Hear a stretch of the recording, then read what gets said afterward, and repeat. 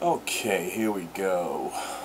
People often tell me when it comes to movies, oh, I don't listen to critics. To which I often think, well, then you must not be listening to the right critics. Sure, there are times when critics get it wrong, or at least aren't seeing the film from the same perspective as the paying moviegoer. But many times, they're right and just don't get the credit. If you ask people what their favorite movies are of all time, the answers are usually things like Godfather, The Exorcist, Jaws, Goodfellas, and Star Wars. All movies that were given high praise by the critics. But movie reviewers are like field goal kickers in football. When they get it right, everyone expects it and ignores it. But when they screw up, everyone notices. Or in movie terms, they miss the big picture. And the big picture basically is, did the film entertain? My favorite critics always gave credit to entertainment value. I don't know if he invented the phrase, but ABC's Joel Siegel once said about Sylvester Stallone's cop movie Nighthawks, it's a good popcorn movie. I've heard that expression many times since, but never before that. Stallone and Clint Eastwood became very rich men by making popcorn movies. When I was 10 years old, I became a serious movie fan. I went from watching movies passively in my home to actively seeing them in the theater, oftentimes by myself. I tried to read everything I could on movies out at the time, and then started reading about older films. But admittedly, it was hard to enjoy reading movie reviews back then, when so many critics disliked the movies that I enjoyed. Every Which Way But Loose was a classic example. That movie had great music, really funny sight gags, bare-knuckle brawling, a foul-mouthed old lady, and a hysterical orangutan named Clyde. What was not to love? But the critics at the time only saw a hick flick with no sophistication at all. Back then, the only comedies critics liked were pretty much made by Woody Allen and Neil Simon. Witty, urbane comedies that were not well received by the masses. Well, at least Woody Allen's weren't. At times like these, you could see why there would be such a disconnect between reviewers and the average movie fan. My favorite newspaper has always been the New York Daily News, and they were as disconnected as anyone.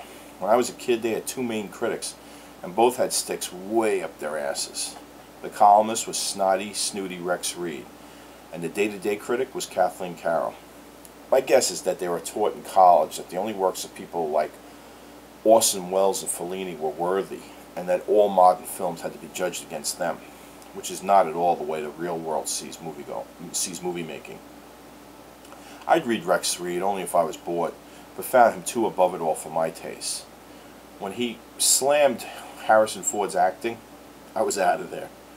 But it was Kathleen Carroll who used to really frustrate me. She was in charge of seeing everything that came out, and she had a hard time separating the really good stuff from the usual crap. I remember vividly she gave 2 stars out of 4 to such modern classics as The Jerk, Airplane, and Caddyshack. She gave 1.5 stars to Stripes, Meatballs, and The History of the World Part 1. And here's the kicker. She gave Raging Bull 2.5 stars. While many film historians consider this the best movie of the 1980s, Miss Carroll found it mediocre. I don't agree with the best of the 80s idea, but it is a classic, and I knew that when I was 13 years old. Now, my 5 favorite critics of all time are the kind of reviewers who appreciate movies for their cinematic accomplishments as well as their entertainment value. I hope when I review films that I'm both as open-minded and strong-minded as these critics. I don't always agree with them, but at least I know where they're coming from with their thoughts. And they all adhere to the principle that each movie should be judged against others in its genre. Animal House is to be compared to Something About Mary, not Citizen Kane. So here's my list. Number 1, Roger Ebert. I discovered Siskel and Ebert on public television around 1980. Channel 13 here in New York City showed old Flash Gordon serials, and I'd watch them religiously then. But in between fundraising breaks, they'd promote other shows on the network, and this movie critics show, Sneak Previews, was one of them. The only one of its kind at the time. Ebert was fat then, but not like now. He was a sweet, jowly man who looked like he liked Milk Duds as much as movies. He praised a film that other critics wouldn't notice, occasionally going overboard, but always with a passion for the work. If he didn't like something, he'd surely tear it apart, but he was a lot more forgiving to less ambitious films. He gave Animal House 4 stars, which was unheard of for a film of that caliber. But he was not a stodgy old man set in his ways, but a forward-thinking critic who could see the wave of the movie future. He also loved Purple Rain. I thought it was the best rock musical since the original Beatles films. I've been a fan of his for almost 30 years, and sometimes I'm disappointed in him for being a little too easy on some movies now, but overall he's my favorite. Number 2, Gene Siskel. He was Ebert's partner for many years before Gene succumbed to cancer. Unlike any co-host that Ebert has had since, Siskel was the perfect antidote to Ebert, because he was a little more stodgy and more concerned about serious cinema. He was the vegetables to Ebert's dessert. But he was a great balancing act, because while they were explaining their likes and dislikes about the same movie, one or two aspects of the film that the other might have overlooked could move them slightly more in the other's direction than working on their own might have accomplished. When a film got 2 thumbs up back then, it was rare for me to disagree. And Siskel was open to the entertainment value of a film as much as anybody, and was very much into the new ideas and new pathways the film was going down.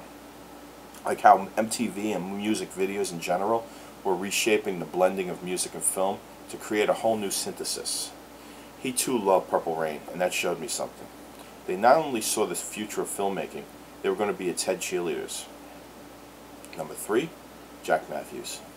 First a critic for Newsday, New York Newsday, and then for the Daily News in the 2000s.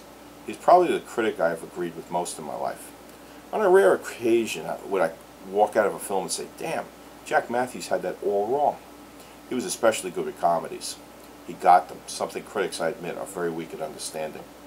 That's one area I generally agree with my friends on. Critics don't know good comedies, but Jack Matthews does. Something about Mary, American Pie, and especially Barat. He praised them highly and deservedly so. I often wonder if critics are afraid to say they like a comedy because of the looks they'll get at a cocktail party. But Jack Matthews obviously doesn't worry about that. And he nailed King Kong. He called it the best movie of 2005 and thought it had a real chance to become the biggest box office film in history, replacing Titanic. I was very excited about this prospect, but it didn't even come close. It made money, but just enough to cover costs. The public were obviously not as excited about an epic retelling of the greatest monster movie of all time as I was. Too bad. But Matthews was right about its greatness. Unfortunately, he was replaced at the Daily News by a sour little man who was everything that Jack Matthews fought against becoming. And what's worse is that he's even younger than me. Number 4, Peter Travers. Rolling Stone's movie critic for more than 10 years, Travers was not always my favorite, but grew on me, and has developed a bit of Jack Matthews in him over the years. The key ingredient is to take the movie seriously, but not yourself. If you can relax and have fun in this wonderful job, there are so many pleasures you can experience in the theater. Like Matthews, he understands and enjoys the best comedies, and gets the need for a good popcorn film.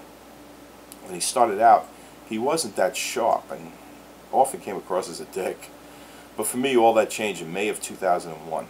That's when he had the first review of my favorite movie of that year, A Knight's Tale. His praise was so high that the producers of the movie ran the whole review as an ad for the movie a week before its release. When I saw the review in the ad, I ran out to see a sneak preview and fell in love with all the same elements that Travers had. Its biggest breakthrough was the breaking with tradition of the medieval setting with the use of modern rock and roll, heightening the excitement of the film and connecting the joys of jousting tournaments to a modern-day crowd watching in the theater. If you love football or soccer, you can better feel the joys of jousting. The film left such a mark on me and always made me remember Travers in a very good light thereafter. Number 5, Joel Siegel. First, he was the critic for Channel 7's Eyewitness News here in New York, and later became a reviewer on ABC's Good Morning America. He looked similar to Gene Shalit, but I felt Shalit was a showman, while Siegel was just a movie lover. Channel 7 would promote his reviews, and I'd stay glued to the 6 o'clock news, waiting to hear what he thought. He loved Raiders of the Lost Ark, Superman 2, and other big popcorn films of the time. And he hated The Lone Ranger, which was a sucky movie, and I'm glad he said that. I remember he went crazy over the 4 seasons with Alan Alda and Carol Burnett, but I think that was a bit of a stretch. He clearly loved his job and watched with childlike wonder. He caught some flack in later years over his personal life, and had an outburst at a screening of Clerks 2. But Joel Siegel showed me that an adult could love the same movies I did and not be ashamed about it. When he died of cancer, I was very sad. I hope that this video helps people have a different view of movie critics. And if you find a favorite reviewer, that you listen to him, especially the next time he tells you that something like Transformers sucks. We'll see you at the movies. from the Predator.